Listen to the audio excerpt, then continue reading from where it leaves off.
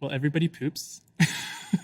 So I think, I don't know what other people do in the washroom, but I'm there for one purpose only. And I know there's a lot of stuff about trans individuals, particularly trans women, and like assault and stuff in bathrooms. But I can very much tell you that any trans person that's in a washroom is there for one thing and one thing only. And if it gets into discussions about, seeing things that are private, something has gone horribly wrong. I also think that it's an issue that's been weaponized against trans people, because it's easy to say, we're really worried about cis men hurting women in bathrooms and that they could use this as an excuse to get in.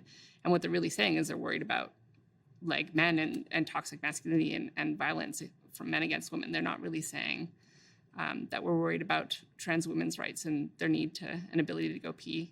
I know that, they couch it in the guise of, we're just trying to protect, women, when they don't want trans women to be able to use women's washrooms because, they're just a man in a dress. That's nonsense. They need to reach out and try and learn to understand us better.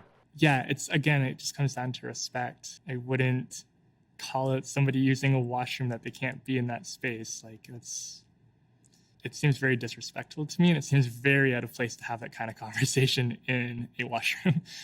For me as a kid, I could just go around the world unnoticed and do my thing until it became the bathroom, because then all of a sudden I had to pick a side. And there are very gendered spaces and very gendered expectations, and it was just very stressful for me.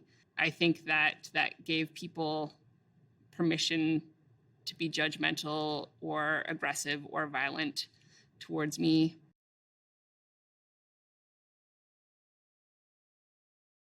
TERF stands for Trans Exclusionary Radical Feminist, and that's like an oxymoron if I've ever heard one. I don't know how you can be a feminist if you're excluding trans women from the conversation. There's been many different ways of feminism, many different ways of thinking about it. In my mind, TERFs have come from this place where feminism is deeply rooted to the biological determinism of womanhood, which means that, a lot of TERFs or all TERFs don't consider trans women to be real women. A lot of TERFs kind of are back in like wave 2. There's a certain way to be a woman, and they're trying to enforce their beliefs on what womanhood is. And if you don't check those boxes, you're excluded from what it means to be a woman. In 95, I think it was, I had been volunteering with a local feminist organization. I had been volunteering with them for 3 years at that point, and somebody found out I was trans. When I had initially volunteered, I had told the staff members that I was trans, but they thought it was probably better if we just kept it to ourselves, that it wasn't anybody's business, basically. At that time, there was a very strong separatist streak in feminism, and that second wave separatist sentiment meant that trans people were not welcome. TERF was a term we came up with way back then. So I've been dealing with that kind of thing for a long time. I am a feminist, right? So I just don't get what their problem is.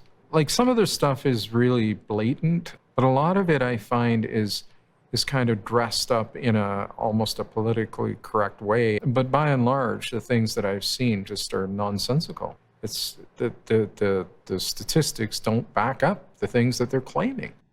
And it affects trans women especially, particularly in online communities. Those people can be incredibly volatile with their words and their harassment, which perpetuates trans misogyny and trans violence against trans women.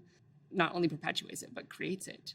They were complaining about the fact that transgender women were being allowed in the Olympics and saying that's so unfair.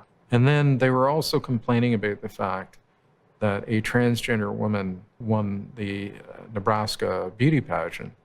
And it's like, okay, so you're trying to say that we're too strong and we're too beautiful for, like, what?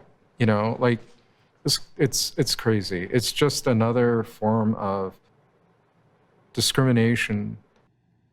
it affects trans men in some pretty horrible ways as well. There's like beliefs that trans men are just trying to gain power by becoming more masculine, and they're like, throwing away womanhood and stuff like that. There's a lot of very toxic thought and language. They're just fanatically devoted to their own worldview, and nobody outside that worldview is accepted, period.